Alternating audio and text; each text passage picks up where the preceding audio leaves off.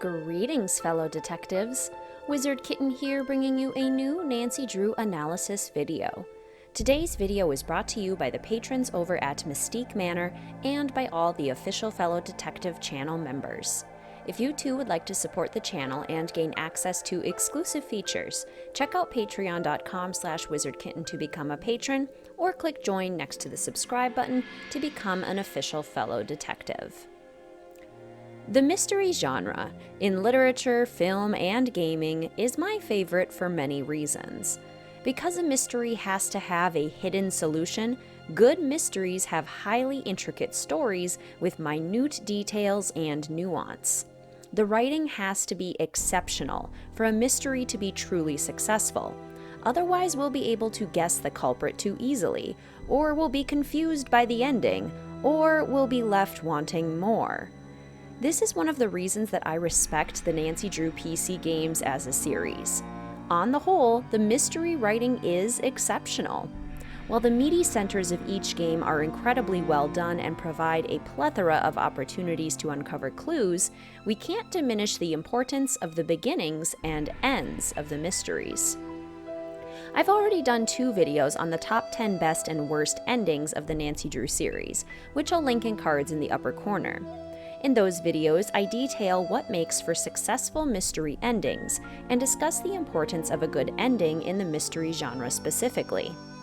But today we're going to talk about the opposite end of the spectrum, the beginning of a mystery. The beginning of a mystery is arguably almost as important as the end of a mystery, because there is a careful balance required when setting up a mystery plotline. One wants to reveal just enough to hook the audience, but avoid revealing so much that the mystique evaporates. Maintaining confusion is of the utmost importance in a mystery, and that all starts with the beginning. Now, the Nancy Drew series is unique in that there are 3 very distinctive ways that the games begin.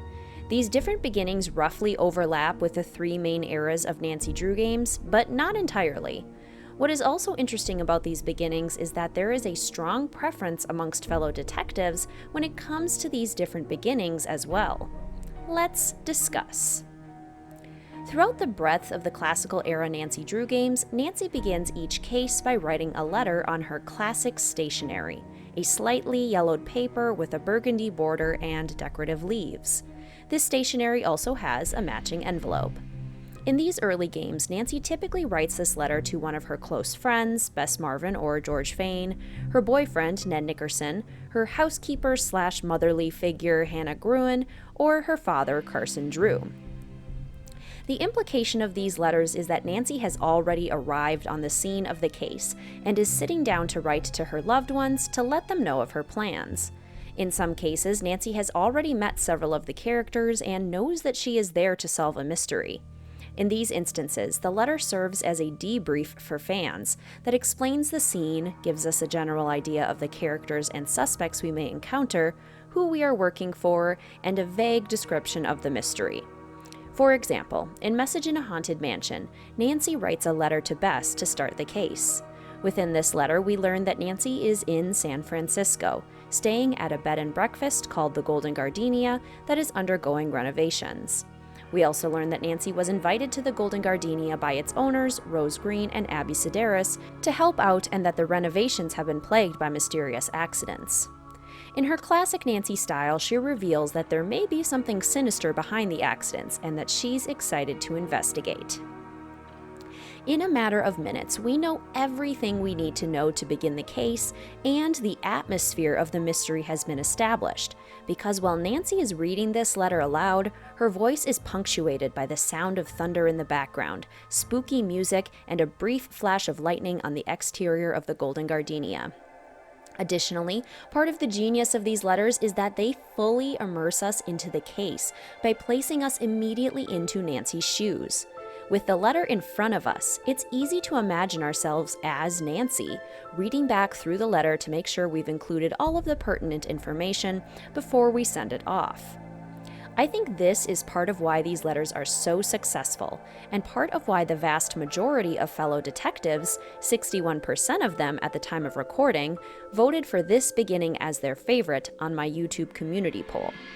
Fellow detectives who pointed to this as their favorite type of beginning also noted the weight of nostalgia, indicating the iconic nature of the letters and how they pull on their heartstrings every time they hear them. Again, I think that this is due in no small part to Nancy reading the letters aloud combined with the music and sound effects. Not only are we getting a short snippet of information, but we're also getting sucked into the mystery immediately by having numerous senses engaged. This makes the letters a really powerful way to begin the mysteries. Just the right amount of pertinent information, immersion, and nostalgia. Next up, throughout most but not all of the Renaissance-era Nancy Drew games, Nancy's cases begin at her desk in her own bedroom in River Heights. These beginnings are accompanied by a spiel that most fellow detectives can recite in their sleep, but this narration isn't actually important to the beginning of the mystery. Instead, upon Nancy's desk, detectives are greeted with a case file. These case files appear to be made by Nancy herself, almost like a scrapbook. For these cases, Nancy knows where she is going and a bit of what to expect ahead of time, unlike the classical era, where she waits until she is at her destination before filling us in. Sometimes she knows that she will be tackling a mystery, but other times she is briefing us on her internship or vacation plans. While the letters are all roughly the same length, the case files vary significantly in the amount of information that Nancy provides. For example, the case file for Danger by Design has 3 full pages of information and a map of Paris, while the case file for Shadow at the Water's Edge has only 2 pages with a couple of short paragraphs. Despite this, the case files as a whole provide more information than the letters. They are also written in a narrative style, just not to anyone in particular. Rather, Nancy appears to use these case files more as a personal journal, or as previously mentioned, a scrapbook, which is interesting because Nancy's desk does also contain a scrapbook with pages dedicated to each of her previous cases. At the time of this recording, 30% of fellow detectives voted for this type of beginning as their favorite. Nostalgia plays a role in the favoritism associated with this beginning, just as it does for the opening letters, because Nancy's desk is cleverly designed to include mementos and souvenirs from previous cases, as well as the aforementioned scrapbook. It's nice to see where Nancy has already been before we see where she is about to go. Fellow detectives also noted that the desk works particularly well when we consider that Nancy is a more established detective at this point in the series, which means that she can have more professional debriefs before engaging in a mystery. In these scenarios, a detailed case file makes more sense. Where I think this type of beginning lacks somewhat, and why I don't think it ranks as highly for fellow detectives as the opening letters, is in terms of immersion. In this type of beginning setup, we are somewhat removed from the case. We are always at Nancy's desk and we always start with the same view, which is to say that we are not experiencing the sights, sounds, and vibes of our mystery's location. To remedy this, many of the case files are followed up by a cutscene that helps establish more of the ambiance. For example, in White Wolf of Icicle Creek, after reading the case file, Nancy is riding with Ollie Randall in his truck on the way to Icicle Creek Lodge in the evening, when, all of a sudden, they hear a howl and see a massive explosion in the distance. The case is then further set up by a cutscene involving a phone call with Chantal Moikwe, with Ollie helping along. My argument is that the cutscenes used after the case files are intended to immerse us in the case, since the case files themselves create a degree of separation. But they don't always work as well because the time between getting the information and getting immersed and actually starting to solve the case gets extended. The letters were able to complete all 3 of these tasks at once, while the case files required several extra steps, impacting some of the flow of the beginning. It almost creates an angsty feeling, like we're itching to get started but we keep getting hit with more information and exposition. So, while the case files are an effective way to begin a mystery, since they provide us with useful information and some nostalgia thanks to the surrounding environment, they also seem to be less effective than the letters, because they limit immersion and/or result in too much exposition all at once. The last type of beginning is most common in the modern era of Nancy Drew games, but was also used sporadically in the classical and Renaissance eras. This type of beginning is analogous to a prologue, a common way that many literary and cinematic mysteries begin. Prologues typically involve some sort of flashback scene that is intended to immerse the audience right away in the danger and intrigue of the case. They provide a snapshot of what the mystery entails without actually revealing any concrete information. In fact, the information contained within the prologue often is not resolved until the very end of the mystery, when all of the pieces finally come together. It's less about providing information and more about hitting the emotional side of the mystery, intended to create feelings of fear, anticipation, excitement, and adrenaline. Within the Nancy Drew series, this sort of prologue is used often to create suspense. In The Captive Curse, we are treated to a horrifying chase scene involving a mysterious historical girl and the monster. In Tomb of the Lost Queen, we watch the desert sands and listen to Nancy detail the events of a tomb expedition gone wrong. In The Deadly Device, we witness the murder of Nico Jovic. All of these scenes don't provide us with any clues for solving the current mystery, but they do immerse us in the case by hitting us with all of the feelings that the mystery wants us to feel. Often these cutscenes are accompanied by a clarifying phone call or conversation, usually with the person who hired Nancy to take on the case, or with a phone friend that is helping Nancy to debrief what she already knows. For example, in Sea of Darkness, right after we witness the Hurleycide crashing into the docks, we then flash forward in time to Nancy's desk where we read a letter from Dagny Silva, and then flash forward again to speaking with Dagny in person in Iceland.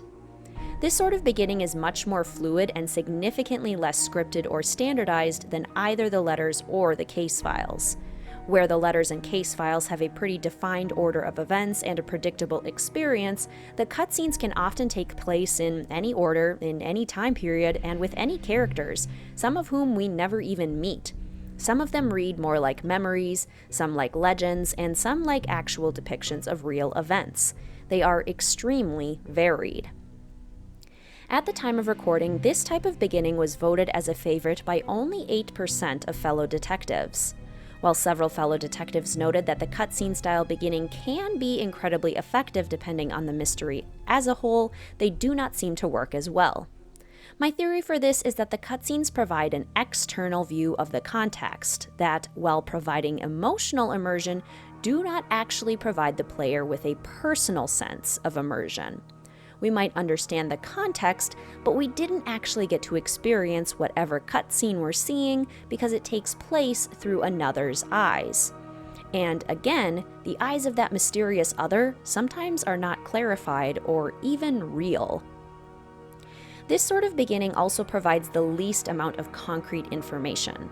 While the letter and the case files provide exact descriptions of pertinent details, the cutscenes often need to be supported by an additional source of information, whether that's a letter or a phone conversation.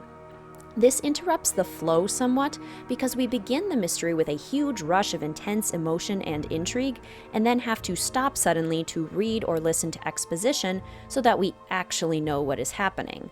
Only then can we proceed with solving the mystery. There is a remedy to this problem that I think is illustrated beautifully by Ghost of Thornton Hall. In this instance, the mystery actually starts with the context phone call, in which Savannah Woodham calls to wake Nancy in the middle of the night to ask her to take on a mysterious case in Georgia involving kidnapping and ghosts. We learn everything we need to know from this brief conversation, and then we transition into a spooky cutscene that establishes the emotional immersion. Nancy rides up on a motorboat to Black Rock Island, shrouded in fog, while the boatman warns her about the dangers of the Thornton family and Charlotte's ghost. He then gets the heck out of Dodge, leaving Nancy to open the creaking gates alone, as haunting music begins to play. This beginning harkens back to the cohesion of the classical era opening letters, by gelling the scene-setting information and the emotional intrigue together in quick succession. We aren't bombarded with too much exposition, nor is the momentum interrupted, nor are we left confused. This is how the cutscene beginnings all should have worked. But as a whole, the cutscenes are less effective beginnings, because they fail to provide us with sufficient information and actual personal immersion in the case. They tend to be more removed and less clear. Now at this point, I think it's important to recognize that several mysteries across the series either break the mold of their generation or make use of multiple beginning styles. For example, Secret of the Old Clock, despite being a classical game, begins with a cutscene where an old-fashioned 1930s radio announcer narrates Nancy's arrival to the Lilac Inn and provides us with flashes of the characters that we'll meet and the mystery we'll encounter. Last Train to Blue Moon Canyon starts with an opening letter, but then quickly follows with a cutscene. Danger by Design does the same. Sea of Darkness, like I mentioned previously, starts with a cutscene but then transitions to Nancy's desk, harkening back to the previous style. These mold-breaking beginnings seem to exist as stylistic choices and are very particular to their individual cases. Combining elements of the different beginning styles can be very effective, especially when you take the best aspects of each of the styles and use them to your advantage. I think this is especially well illustrated by Last Train to Blue Moon Canyon, where we get all the necessary background information we need from the opening letter, and then are firmly immersed in the emotions and social nuances of the case with the cutscene. So, what are my final thoughts, and what can we gain from this analysis? What actually is the best way to start a mystery? My conclusion is the same as multiple fellow detectives from the poll. Any of the beginning styles can work as long as they are carefully thought through and tailored to the mystery at hand. I do think a strong beginning must include the basics. We need to be properly briefed on the case without being given too much information, balance is key, and we need to feel immediately immersed in the mystery, both physically and emotionally. I think that there are games with all beginning styles that accomplish this, and games that combine styles in order to be successful. On that note, if you'd like to see a ranking of the best and worst beginnings of the Nancy Drew series, let me know in the comment section. If you really enjoyed this video, please consider hitting that like button or tipping me for the video with a super thanks next to the download button right beneath the video. If you would like to come join a fantastic group of fellow detectives at Mystique Manor as a patron for the channel, gain access to exclusive content, and support the making of more content like this, please check out patreon.com/wizardkitten. I also have channel memberships with exclusive badges and emojis to use during streams and in the comment section. If you'd like to support the channel by becoming an official fellow detective, click join next to the subscribe button. Please feel free to follow the channel on Instagram or Discord, linked in the description box down below. And as always, please feel free to like, comment, subscribe, and hit that notification bell for more Nancy Drew and Sims 4 content. Thank you so much for watching, fellow detectives. I will see you soon.